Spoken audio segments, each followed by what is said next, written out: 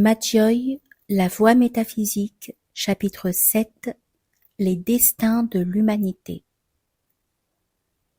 Si l'on se reporte au cylindre et à l'hélice représentative des destins de l'univers, régis par les lois de l'évolution, on remarquera que les destins particuliers de l'humanité sont régis par les mêmes lois, d'une façon tout aussi exacte et imprescriptible, et qu'il n'y a qu'à faire à la stase humaine une application logique et adéquate de ces lois pour avoir la solution des problèmes qui inquiètent plus ou moins notre espèce. Le cycle humain est un des éléments de l'hélice. Il en est vraisemblablement l'une des spires. Et la vie humaine peut être déterminée comme commençant et finissant avec la spire considérée, c'est-à-dire comme bornée à ses extrémités par les deux intersections de la spire avec la parallèle à la hauteur du cylindre mené par un point quelconque de sa surface latérale. Ce corollaire de nos propositions précédentes montre immédiatement que le cycle humain est un cycle tout à fait normal, que la modification humaine n'a, parmi les autres modifications, rien de surprenant ou de merveilleux, et qu'il n'y a donc pas de solution ou de transformation particulière à lui appliquer. Car il faut le noter avec force, il n'y a rien d'extraordinaire dans l'humanité, non plus que dans le sort qui l'attend. La seule chose extraordinaire qui put être, c'est qu'elle ne fut point comme elle est. Elle fait partie, à sa place naturelle, des modifications de l'univers. Elle est un des éléments normaux de l'évolution. Rien n'a été créé pour l'homme. Rien n'attend l'homme spécialement. Il est venu d'où tout sortit. Il va où tout retourne, et la stase où il se trouve n'a pas plus d'importance que les autres. Nous lui en donnons une plus grande parce que nous nous y trouvons au moment où nous parlons. Et cela est très raisonnable si nous y attachons simplement une plus forte curiosité. Mais nous n'avons plus qu'une vanité naïve si cette curiosité nous porte à réclamer pour l'homme un traitement spécial. Il faut nous convaincre, et cela est difficile à la fois pour notre orgueil et pour ceux qui cherchent à en trafiquer des avantages, que l'homme n'est pas dans une situation inférieure, qu'il n'est pas non plus dans une situation privilégiée, qu'il est simplement comme il doit être, qu'il est un être ni particulièrement heureux, ni particulièrement malheureux, et qu'il ne mérite ni les interjections laudatives, ni les exécrations pitoyables dont les textes religieux l'ont tour à tour enfumé ou stupéfié. L'homme est seul à avoir une âme, s'écrient certains adulateurs, qui cherchent, comme tous leurs pareils, à tirer profit de leur flatterie. Cette proposition est aussi manifestement fausse que celle qui prétendrait que l'homme est seul à avoir un corps. Et en réalité, cette proposition est fausse tout autant dans son sens général que dans sa prétention. L'homme a certainement quelque chose qui lui est spécial, comme nous allons le préciser plus loin. C'est la caractéristique même de la stase humaine. Mais les êtres modifiés qui nous suivent et nous précèdent possèdent au même titre les caractéristiques post-humaines et anté-humaines et n'ont pas le droit de s'enorgueillir, puisque c'est la loi d'activité qui les leur a fournis et qu'ils ne pourraient pas ne pas les acquérir successivement.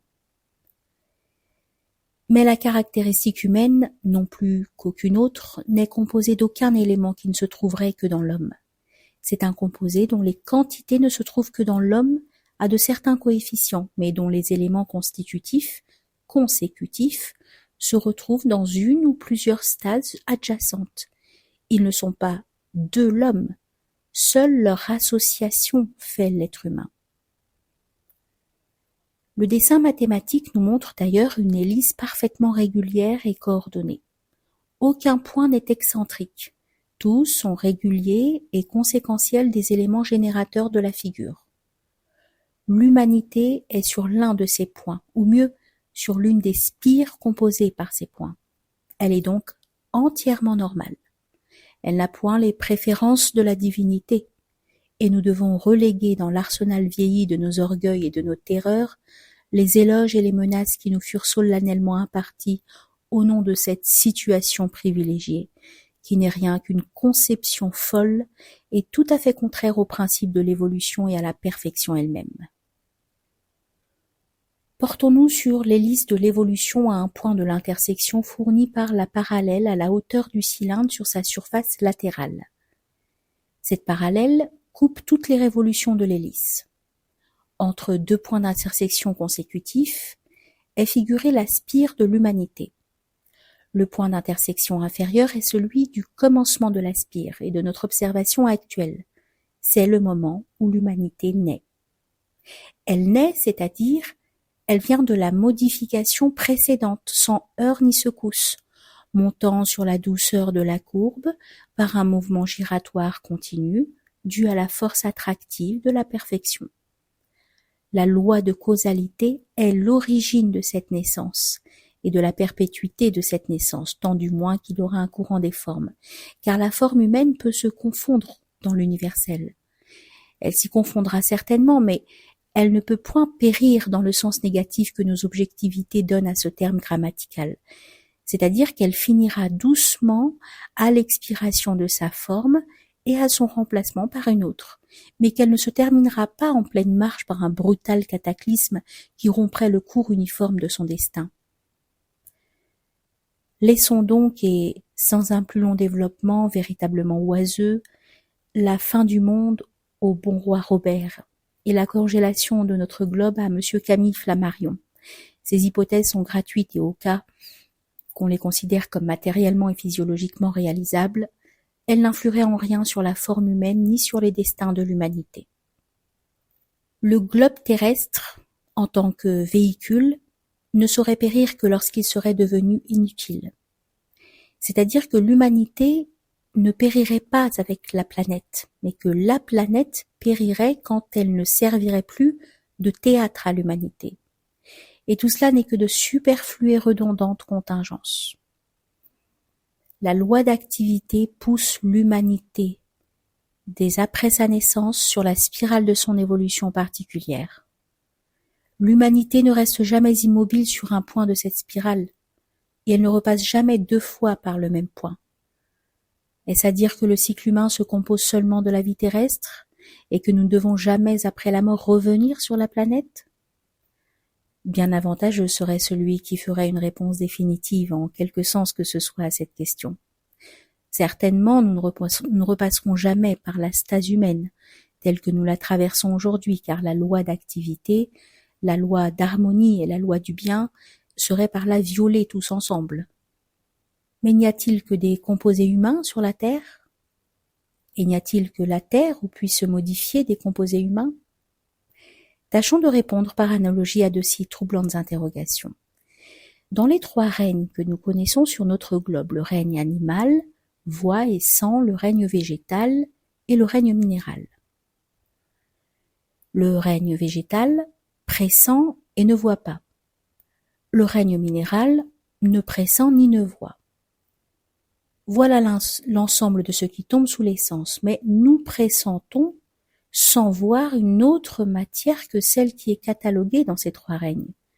Tout ce qui est électricité, psychisme, force errante, voilà de la matière qui ne tombe pas sous notre contrôle sensoriel et vis-à-vis de qui l'humanité est comme est la plante vis-à-vis de l'humanité. Il est possible de pousser l'analogie plus loin. Le minéral ne sent point que nous le projetons et que nous nous servons de lui. Nous pouvons être parfaitement les instruments inconscients d'êtres terrestres qui n'ont aucun de nos cinq sens, que nous ignorons, et qui usent de notre esprit sans que notre esprit le sache exactement comme notre volonté se sert du minéral. Nous gouvernons les bêtes, les plantes et les métaux. Pourquoi, si ce n'est par l'effet du plus ridicule orgueil, voulons-nous n'être gouvernés par personne et qu'il n'y ait aucune forme de l'univers entre Dieu et nous ? C'est tout à fait illogique et commence même à être contraire aux récentes découvertes des sciences mentales et psychiques. Ces êtres supérieurs, ces entités indiscutables, quoique inconnues, ces formes absolument normales de l'univers, sont-elles ou ne sont-elles pas des humanités sublimisées ? Qui donc osera imposer que cela est ? Mais qui osera dire que c'est impossible ? Et d'autre part, le cycle humain est-il inévitablement borné au rôle que nous le voyons jouer sur cette terre ? Est-il indispensable pour qu'un homme reste dans l'humanité qu'il foule le sol avec des pieds, qu'il récolte le blé avec des mains, qu'il déchire la chair avec des dents? Personne ne prétendra soutenir que l'essence de l'humanité est dans la forme, c'est-à-dire, pour employer un langage plus physique, dans la possession et dans l'usage des 5 sens et dans l'habitat de notre actuelle planète. L'humanité peut se développer hors la planète, avec une apparence et des moyens appropriés aux conditions formelles d'existence qui lui seront réservées par ailleurs. Voilà qui est encore parfaitement analogique et plausible. Ainsi, pour l'humanité, être sur cette terre avec d'autres éléments organiques, avec une autre vie, ou bien passer à une autre modification avec des organes analogues mais perfectionnés, voilà 2 variations également acceptables de la loi des renaissances. Et telle est la métempsychose bouddhiste et pythagoricienne que toute l'Antiquité admet et que nous admettons avec elle comme un corollaire parfaitement logique et démontré des lois de l'évolution. Cette loi des renaissances affecte l'humanité dans tout le cycle humain. Elle a l'une de ses applications dans l'espèce humaine terrestre, et c'est pour cela que tout à l'heure nous faisions distinction entre l'homme collectif et l'homme individuel. L'humanité est une spire de l'hélice. L'espèce humaine actuelle est un des points de la spire. Prenons toujours garde à ne point faire une telle confusion, à ne point prendre la partie pour le tout, et à ne point tomber conséquentiellement dans les rêveries les plus nébuleuses ou dans le transformisme le plus grossier. La vie humaine terrestre est un des points du cycle humain, c'est une des formes de l'humanité. Et l'humanité, par la loi des renaissances, traverse la stase humaine présente sans s'y maintenir et sans y retourner. Mais si l'espèce humaine est perdue pour l'homme après la mort individuelle, l'humanité demeure à l'homme collectif. Et nous verrons plus loin comment se comporte l'agrégat humain dans ces différentes situations. Et nous verrons aussi que, antérieurement et ultérieurement au cycle humain, il subsiste de ce qui fait la caractéristique de l'humanité un élément constitutif immanent et éternel. La loi d'harmonie pousse l'humanité le long de son cycle avec un mouvement général et uniforme. Le mouvement est général en ce qu'aucune des parcelles qui constituent l'humanité ne saurait y échapper par hasard ou volontairement s'y soustraire. Il est uniforme en ce que la cause initiale, le mouvement dû à la manifestation de la volonté du ciel, s'exerce sur toute l'humanité, d'une sorte toujours égale à elle-même, et que celle-ci se meut donc le long de sa spire, sans secousse et sans arrêt. Cette loi de l'harmonie a une triple conséquence. Dans le sort de l'humanité, il n'y a point de hasard. Il n'y a point de différenciation essentielle. Il n'y a point de surprise, ni d'exception. Il n'y a point de hasard, car le hasard est en effet produit par la concordance de l'inconscience de l'élément avec l'absence de son moteur initial. Nous admettons volontiers l'inconscience de l'élément en tant qu'impuissance dans le cours d'une modification et d'inintellection impuissante si on considère la série des modifications. Mais comment admettrons-nous l'absence du moteur, c'est-à-dire l'oubli ou la volonté du ciel laisserait la moindre des parcelles que le principe de causalité a lancées dans le mouvement, c'est-à-dire dans l'existence objective? Cela est tout à fait impossible.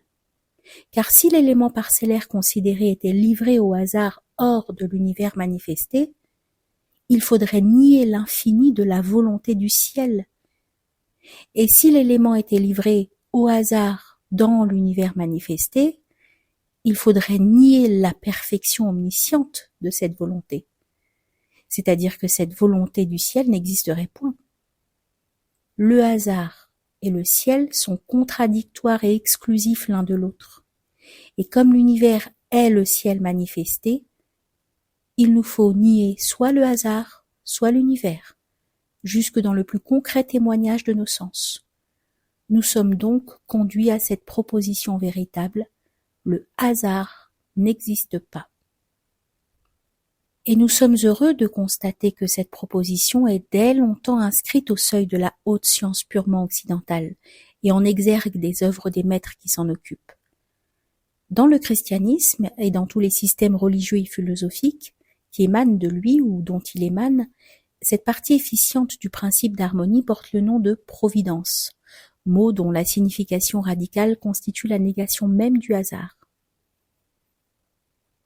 Il n'y a point de différenciation dans l'humanité entre les destins des divers éléments qui la composent. Les éléments qui, au point donné, entrent simultanément, c'est-à-dire harmoniquement, dans une modification, sortent ensemble de cette modification et entrent ensemble dans une autre. De plus, tous les éléments parcourent toutes les modifications dans le même ordre. Enfin, et de même que leur origine, leur fin est la même à tous. Voilà ce que veut étroitement la loi de l'harmonie, et il est impossible que cette loi soit violée en aucun de ces points. Nous verrons dans la suite de ces études, quand nous prendrons les textes du Kan Jung ou des sanctions, comment le dogme grossier des récompenses et des peines éternelles se transforme lorsque ceux qui l'enseignent n'ont pas à retirer des terreurs qu'il inspire aux croyants de l'argent ou de l'influence. Il nous faut affirmer dès maintenant que le principe, également inaltérable de la justice, obtient toujours et partout une entière satisfaction. Mais le propre des attributs du ciel est de se conformer les uns aux autres et de ne se gêner en rien jusque dans leurs extrêmes conséquences. Le principe de justice s'accommode fort bien de la loi d'harmonie dont il est une manifestation métaphysique. Et l'harmonie, comme son corollaire la justice, veut que le sort terminal de l'humanité et de l'univers soit un sort commun et unique. Remarquons en passant que, par application de l'harmonie, il n'est, pas plus que par application de l'activité, permis d'admettre la brutale métempsychose des médiocres successeurs de Pythagore. Des éléments ne sauraient demeurer dans une modification en conservant ou en changeant leur forme, tandis que d'autres éléments entrés en même temps qu'eux dans cette modification la traverseraient et la quitteraient. Les uns ne sauraient avancer, pendant que les autres rétrograderaient, sous prétexte de sanctions. Car une fois pour toutes, des sanctions attachées à des actes temporaires sont forcément objectives, et ne sauraient s'appliquer à des lois conséquentielles de la subjectivité. Tous les êtres suivent dans le courant des formes un mouvement harmonique et régulier, et c'est là la loi du bien, qui seule détermine la direction de ce mouvement. Enfin, il n'y a pas dans ce mouvement de heurts, de secousses, ni d'imprévus, c'est-à-dire que la marche est méthodique. L'harmonie affecte tous les êtres dans leur passivité et régularise leur émission dans les formes. Il n'y a donc point de création imprévue, il n'y a pas de génération spontanée. Tous les êtres en même temps existèrent et le premier jour de la constatation par nous de leur existence n'est pas le jour de leur naissance. Cette prétention est encore une bouffée d'orgueil de certains cerveaux humains, servis par une intelligence imparfaite et par des organes sensoriels en réalité très médiocres. Elle n'est pas plus soutenable que l'opinion d'un astronome. Je crois pour l'honneur de l'astronomie que cet astronome n'existe et n'existera point, qui déclarerait qu'une étoile vient d'être créée le jour où il l'aperçoit pour la première fois dans le champ de sa lunette, tandis que réellement, cet astre était si éloigné de notre globe que la lumière émise par lui vient seulement de nous parvenir. Il serait ridicule de refuser aux principes de la métaphysique et aux manifestations du subjectif ce que l'on accorde aux lois d'une science contingente. Il n'y a donc pas de génération spontanée, mais la régularité de l'émission des formes veut davantage. Elle veut la transmission régulière de la forme, et elle la veut dans les plus petits détails. Ainsi, la forme humaine sera toujours la forme humaine, et il n'est pas plus possible à un homme d'engendrer un bœuf qu'à un bœuf d'engendrer un homme, ou à une plante d'engendrer un morceau de métal. Cet énoncé paraît ridicule. Il paraîtra beaucoup moins quand on comprendra qu'il émet l'impossibilité que, à travers tous les perfectionnements ou les échelons que l'on voudra, un singe engendre un homme et que par là se trouve irrémédiablement condamnée cette bizarre théorie litréenne qu'on a mal à propos décorée du vocable de darwinisme. Les derniers tenants de ces propositions sans démonstration possible, physique ou métaphysique, n'admettrait point pour possible qu'un couple nègre procréât un blanc, mais trouve plausible qu'un couple d'orang, au fond des bois et dans un impénétrable mystère, ait un jour procréé un être humain. Bien entendu, nous admettons que de même qu'il y a pour ainsi dire pas de limite appréciable entre les plus animaux des végétaux et les plus végétaux des animaux, il y ait entre la forme humaine et les autres formes animales les plus rapprochées d'elle autant de formes que l'on voudra, et qu'elles soient par échelons et rangées en ordre le plus semblable possible à leurs voisins. Entre le singe le plus humain et l'homme le plus simiesque, nous admettons 1000 formes, si l'on veut, d'anthropoïdes, bien qu'on n'en ait jamais, ni en géologie ni en zoologie, trouvé de traces absolument convaincantes. Et ainsi, pour la plus grande satisfaction de certains savants, très orgueilleux quant à eux-mêmes et très modestes quant à leurs ancêtres, la distance entre l'homme et le singe sera comblée. Cela est vrai quant à la similitude des apparences, mais la différenciation entre les échelons, indéfinis ou infinitésimales, subsiste avec la même rigueur. Les anthropoïdes feront des anthropoïdes, les singes des singes et les hommes des hommes, et cela sera ainsi tant que s'écoulera dans l'univers le courant des formes. Enfin, cette humanité que nous savons maintenant active, mobile, et après ces mouvements destinés à un sort général et commun, la loi du bien lui désigne ce sort et précise à la fois la direction et la fin de son activité. Cette fin est excellente, car le dessein suprême et unique de la volonté du ciel est essentiellement et invinciblement bon. Il n'y a pas de terreur, ni de souffrance éternelle. Prouvons-le dans le langage le plus court et le plus enfantin. S'il existait éternellement une souffrance en dehors de Dieu, Dieu ne contiendrait pas tout. Il ne serait pas infini. Il ne serait pas Dieu. S'il existait éternellement une souffrance au-dedans de Dieu, Dieu ne serait pas infiniment bon. Il ne serait pas Dieu. La souffrance éternelle n'existe donc ni en Dieu, ni hors de Dieu. C'est-à-dire qu'elle n'existe point et elle ne peut pas exister. Les menaces les plus éloquentes, les vitupérations les plus intéressées ne sortiront point de ce simple dilemme où toute la raison se trouve enfermée. D'ailleurs, c'est expressément la volonté du ciel qui émet les êtres dans le courant des formes. Sans cette volonté éternelle, ni le mouvement, ni la forme, ni la moindre partie de la création n'existerait. Comment supposer que cette volonté qui s'exerce à la naissance et durant toutes les modifications des êtres ne s'exercerait plus au moment de la transformation finale, et la laisserait péricliter ou déchoir? Et comment supposer que cette volonté, s'exerçant éternellement, conduirait les êtres issus d'elle et par elle seule à une fin de souffrance et de malheur? Comment supposer qu'elle ne les guide pas? Comment supposer qu'elle les guide ailleurs qu'elle-même, c'est-à-dire à une fin identique au commencement? Ce sont là des prétentions sans logique, sans justice, sans bonté, tout à fait révoltantes et qui sentent précisément leur origine humaine, c'est-à-dire médiocre et particulariste. Seul un être borné peut concevoir une solution contraire au bien, c'est-à-dire négative. Et par le fait qu'une solution est négative et bornée, elle ne peut sortir de la contingence où elle a été engendrée, et elle est inapplicable aux problèmes qui relèvent du subjectif. Voici donc les destins de l'humanité parfaitement dirigés par les 4 lois inéluctables qui ont présidé à la naissance et président à la marche de l'univers. Mais que devient avec cette inéluctabilité la liberté des choses? Nous l'expliquerons fortement quand il s'agira des conditions de l'individu.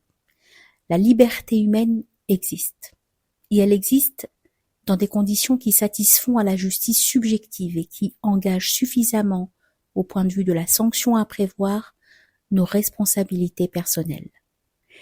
Mais ceci étant affirmé et devant être ailleurs développé, la liberté des êtres n'existe pas en tant que parcelle lancée dans le courant par la volonté du ciel et devant être recueillie par cette volonté. N'oublions pas à quel monde appartient la série dont nous parlons et que c'est sur le plan métaphysique, c'est-à-dire divin, que se tient notre raisonnement. Nous sommes ici en face de la volonté divine. Aucune volonté n'existe que si elle émane de cette volonté. Donc, aucune volonté ne peut l'égaler, car si une volonté égalait la divine, elle serait la divine, et non son émanation. Toute volonté égalant la divine est identique à elle. Donc, aucune volonté ne peut avec égalité se dresser contre la volonté divine. Il n'y a donc pas de volonté qui triomphe de la divine. Il n'y a donc pas de liberté contre l'activité du ciel.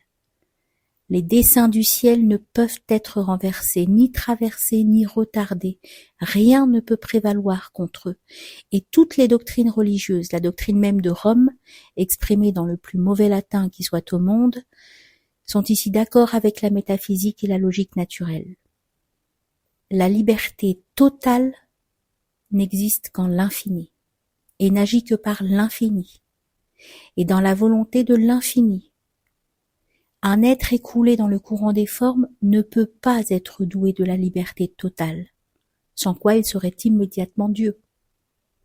Et l'univers est invinciblement régi, et il marche invinciblement vers ses destins. Et de même que l'homme ne naît pas quand il veut et ne choisit point le moment de sa mort, l'humanité naît dans une modification et la quitte dans les conditions prévues par la volonté du ciel. Et elle arrive là où la volonté du ciel l'a de toute éternité dirigée. La liberté totale est à la fois le plus dangereux et le plus ridicule cadeau qu'on ait voulu faire à l'humanité. Dangereux parce qu'elle ne pouvait ainsi s'opposer à des destins heureux. Ridicule parce que ceux qui ont prétendu le lui faire n'ont pas pris garde, qu'en permettant à l'humanité de tenir tête à Dieu, ils faisaient l'humanité Dieu. Mais cette invention de l'orgueil et de la cupidité humaine se souciait peu d'un tel contresens joint à une telle impiété. La liberté totale que l'espèce humaine acceptait par orgueil conduisait à la responsabilité totale, à la faute totale et à la peine éternelle, seule réparation possible de cette faute totale. Et les inventeurs du théorème et de ses conséquences avaient inventé en même temps que ministres de Dieu sur la terre, ils pouvaient, moyennant des prières, de l'argent, des avantages de toutes sortes, préserver de la peine éternelle, remettre la faute totale, diriger la responsabilité totale, et se faisaient ainsi, par un ingénieux choc en retour, payer cette liberté totale dont ils avaient fait le cadeau gratuit à l'humanité bénévole. Nous savons bien que nous détruisons ici le plus vif préjugé de l'espèce, en ce que nous lui enlevons, avec un danger qu'elle a à peine à croire imaginaire, les protecteurs nés contre ce danger. Et parce que si nous étions entendus, nous enlèverions à ces protecteurs le facile gagne-pain avec quoi ils prospèrent et la facile influence avec quoi ils règnent depuis des siècles.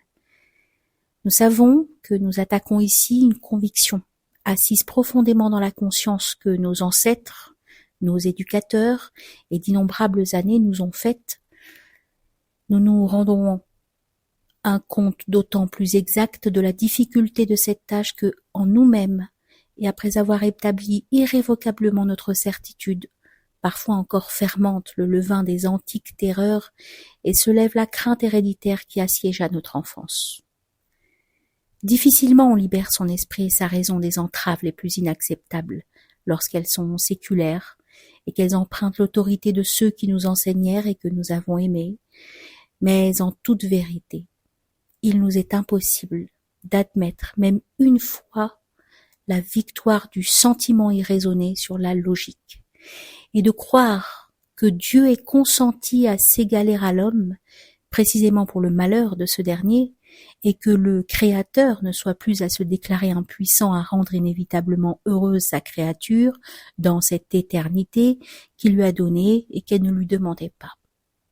Certes, nous n'en disconvenons point. Sur le plan relatif et dans le monde des contingences, il reste assez de liberté pour caresser l'orgueil, assez de sanctions pour contenter la justice, assez de pénitence pour satisfaire les amateurs des pires émotions, et nous le verrons prochainement. Mais que la volonté du ciel est de toute éternité régie et préparer les modifications et la transformation de l'univers, que tous les êtres que nous connaissons, depuis la molécule la plus matérielle jusqu'aux astres roulants plus profonds des cieux, obéissent aux lois de cette volonté prévoyante, et que seule l'humanité soit capable de réagir, de détruire l'harmonie du plan universel, de contrevenir à la volonté du ciel, et cela dans le seul but d'échapper au bien général et d'être dans tout l'univers seule et éternellement malheureuse, voilà ce que ni la logique, ni la métaphysique, ni la conception idéale que nous avons de Dieu ne nous permettent ni d'admettre, ni même de discuter un seul instant. D'ailleurs, quand nous étudierons enfin les conditions de l'espèce humaine, nous aurons de cela une preuve encore plus décisive, mais retenons aussi, comme démonstration de pure morale et aussi bien convaincante, qu'il n'existe pas un seul système théocratique ou religieux qui ait compris cette prétention affreuse dans ses dogmes primordiaux. Brahmanisme, bouddhisme, christianisme, tous furent des régimes d'amour et d'harmonie, tombés de la bouche d'apôtres illuminés et bienfaisants. Seules les applications purement humaines, politiques ou sociales, en tirent des instruments d'effroi et de domination. Appropriées à l'ambition des individus, ces additions sont des caractéristiques de l'outrecuidante coopération terrestre à l'œuvre divine, et aux yeux du sage, elles n'ont pas plus de valeur intrinsèque que ceux-là même qui les créèrent pour des bénéfices particuliers. Créées par des hommes, elles n'ont pas de conséquences au-delà de l'humanité. N'insistons pas davantage devant de si éclatantes preuves où la logique doit corroborer nos plus hauts espoirs pour ne point paraître passionnés. Mais retenons qu'au nom de la volonté du ciel même, rien de ce qui est contenu dans l'universel n'a le pouvoir de changer quoi que ce soit à l'universel. Lorsque l'humanité est arrivée le long de la courbe où elle est montée à l'extrémité de la spire qui constitue sa modification dans l'univers, elle se transforme, c'est-à-dire elle disparaît, ou en langage grossier elle meurt, mais en considérant la courbe de l'univers dans ses révolutions successives, nous apercevons immédiatement qu'il ne peut y avoir de disparition, même momentanée, ni phénomène négatif du genre que nous appelons mort. Il y a un passage très normal d'une stase à une autre. Ce passage dans les opérations de l'univers ne comporte pas plus de secousses ni d'imprévus que le passage entre deux moments consécutifs des êtres dans le cycle humain. Il n'y a donc aucune irrégularité d'aucune sorte dans le mouvement non plus que dans l'harmonie, et le passage d'une spire à une autre, ou le passage de l'humanité à la modification qui le suit n'est marqué que par un changement dans la nature de la constitution relative des êtres en modification. Nous le verrons d'une sorte plus précise, plus humaine, et qui nous touche de plus près dans les conditions de l'individu. Mais il faut savoir dès maintenant que le phénomène de transmodification réside essentiellement et exclusivement dans ce seul changement qui est nécessairement une amélioration, que c'est une augmentation et non une diminution, et que c'est donc bien plutôt une naissance qu'une mort. En réalité, ce n'est ni l'un ni l'autre. Il est aussi fou d'y vouloir voir une fin qu'il serait fou d'appeler halte subite ou même déraillement le passage d'un express devant une station où l'horaire lui interdit de s'arrêter.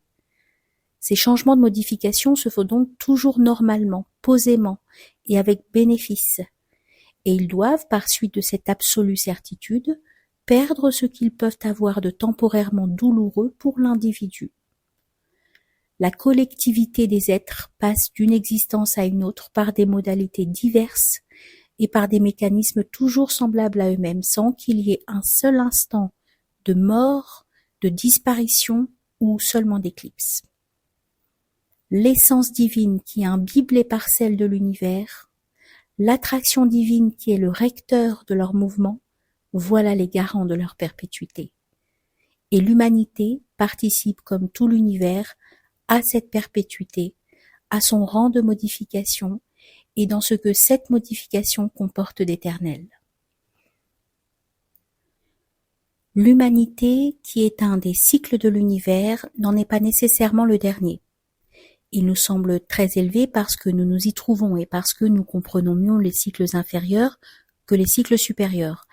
Mais nous percevons tous très bien, nous avons même la conviction que nous ne sommes point les êtres dont la perfection relative précède immédiatement la perfection totale. Même dans la mythologie ancienne, il y a les géants, les demi-dieux et une foule d'intermédiaires entre l'Olympe et nous. Même dans l'hagiographie chrétienne, il y a les saints, les anges et les 9 cœurs célestes entre Dieu et ses créatures. Les apparences de l'universalité des opinions s'accordent avec les prescriptions du sentiment et les déductions de la logique pour nous faire entendre que nous composons une modification quelconque dans le courant des formes et que nous évoluons le long d'une spire quelconque de l'hélice cylindrique indéfinie. Mais si l'humanité ne constitue pas la dernière spire, du moins l'existence de cette dernière spire est concevable, même actuellement. La volonté du ciel qui a émis les êtres dans le courant des formes est la même que celle qui attire tous les êtres vers elle, et par suite tout doit se confondre en elle.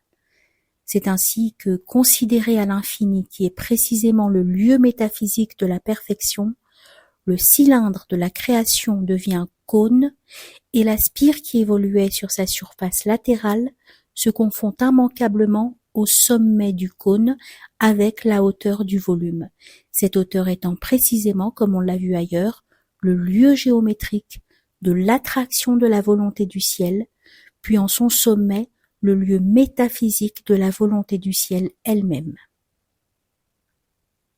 Nous pouvons donc considérer comme un cas spécial et suprême la fin de la dernière spire, c'est-à-dire sa rencontre avec la hauteur du cylindre, c'est-à-dire la terminaison de la dernière modification que les sages chinois appellent le mécanisme dernier de la transformation, et qui est, comme la logique, la métaphysique et la mathématique s'accordent à le préciser, la rentrée de l'univers dans la volonté qui lui donna le mouvement, le retour de tous les êtres dans la perfection qui les émit. Ce retour n'est pas une victoire sur des éléments contraires. Il n'est pas non plus une transformation extraordinaire. Il est, comme tous les autres passages qui le précédèrent, un passage insensible et tout à fait normal. Que l'on veuille bien se reporter au chapitre des lois de l'évolution, on verra que le mécanisme transformateur ne change rien à l'essence des êtres qui composent l'univers. Il comporte simplement l'ablation des formes, c'est-à-dire la fin de la limite. Et c'est ce que le texte traditionnel précise en disant que le courant des formes est terminé. Dans ce dernier cycle, avons-nous la connaissance parfaite de tous les cycles précédents ? Avons-nous la prescience éclatante de la transformation finale ? Ou en d'autres termes, les êtres du dernier cycle considéreront-ils comme un bienfait d'être privés de leur forme ? Ou y verront-ils une mort, comme nous croyons voir nous-mêmes une mort à la fin de l'individualité humaine ? On ne peut ici imposer une opinion, mais l'analogie demande à ce que la fin de la dernière modification cause la même impression aux êtres que la fin de toutes les modifications précédentes. Et nous n'avons voulu poser ici cette question que pour établir une fois de plus combien il est faux d'appeler mort le passage en question, et combien il est déraisonnable de le redouter. Ce retour dans la perfection totale qui est déterminé par la fin de la limite, aussi bien en morale qu'au physique, c'est-à-dire à la fois par la fin du courant des formes et par la fin de l'individualité des parcelles, on saisit bien par cette détermination même ce qu'il est.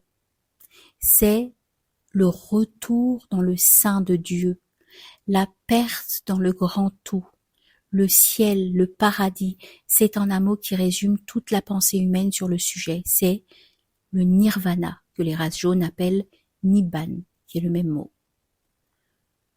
Le plus grand des mystiques chinois, qui fut peut-être le premier philosophe du monde, Lao Tse, dit parfaitement ce qu'est le nirvana, lieu métaphysique de la perfection active ou de la volonté du ciel non manifestée. Et en effet, elle cesse d'être manifestée quand se tarit le courant des formes. Nous verrons dans les œuvres profondes de Lao Tzu comment nous devons entendre le nirvana, c'est-à-dire comment l'entendent les textes antiques de l'Inde, qui sont ici les nôtres, et ceux de toute l'humanité pensante. La polémique et la critique occidentale ont eu beau jeu à le défigurer et à vouloir en faire une négativité. La compréhension et les attaques modernes s'en arrangeaient mieux, mais ces savants incomplets ne songeaient guère que, ce faisant, ils égalaient complaisamment au néant l'activité totale. Et ainsi, ils commirent en métaphysique la même erreur grossière que celle que commettrait en mathématiques l'élève ignorant ou inconscient qui prendrait, volontairement ou non, le zéro pour une absence de chiffre, ou pour un chiffre, et oublierait que c'est un nombre. Peut-on concevoir que les êtres, une fois confondus dans le nirvana, puissent en sortir de nouveau pour rentrer dans un autre courant des formes et pour éterniser ainsi leur mouvement particulier? Nous avons vu que la mathématique répondait par l'affirmative nécessaire, car en saisissant notre représentation graphique, le cylindre cyclique demeure cylindre. L'hélice de la destinée s'enroule éternellement autour de sa surface latérale, où le cylindre, considéré à l'infini mathématique, devient cône, et tout cône suppose une autre nappe conique opposée par le sommet, dont les branches s'écartent indéfiniment dans les espaces transfinis. Et ainsi, l'hélice est sans fin de part et d'autre. Mais cette nécessité n'existe pas en métaphysique. D'abord parce que l'infini métaphysique n'admet pas, comme l'infini mathématique, un au-delà quelconque, ni en espace, ni en volume, ni en pensée. Ensuite, parce que l'éternité de l'action, voulue par la manifestation de la perfection, n'exige pas invinciblement un courant des formes. Le mouvement collectif est tout aussi bien un mouvement que la somme indéfinie des mouvements individuels. La forme n'est pas nécessaire au mouvement. Et enfin, le mouvement potentiel non manifesté est aussi un mouvement. Il n'est pas besoin de se déplacer pour se mouvoir, pas plus qu'il n'est besoin d'agir pour vouloir et pour penser. Il n'y a donc point de nécessité. Mais en l'état présent de notre raison, nous devons déclarer que la possibilité subsiste, car ce qui est aujourd'hui possible est possible d'une manière indéfinie. Seulement, on conçoit mal que l'attraction de la volonté du ciel, après avoir tout réintégré, désintègre tout de nouveau. Et nous le répétons, il n'est pas indispensable d'accepter cette conception comme si elle était utile à l'activité éternelle. Le mouvement n'est pas plus essentiel à l'activité que la forme n'est essentielle à l'être. Et c'est ici le seul point où la tradition primordiale demeure muette, comme s'il était inutile à l'espèce humaine d'avoir une opinion là-dessus. C'est pourquoi deux opinions existent, toutes deux acceptables. L'une, que l'être réintègre dans l'unité y demeure éternellement. L'autre, que l'émission dans le courant des formes est éternelle, mais que les parcelles individuelles étant infiniment nombreuses, la même parcelle n'entre pas deux fois dans le courant des formes, ce qui indique parfaitement combien il est indifférent à l'espèce humaine de choisir entre les deux opinions. On peut donc en toute liberté apprécier, suivant sa sentimentalité propre, la transformation ou le mécanisme final de l'univers, car tous les chemins choisis mènent au but unique. Et ce but, la réintégration bienheureuse et totale, est voulu à la fois par la tradition écrite, par la raison métaphysique, par la raison mathématique et par la satisfaction des trois attributs que toutes les religions accordent essentiellement à leur Dieu, la bonté, la justice et la gloire.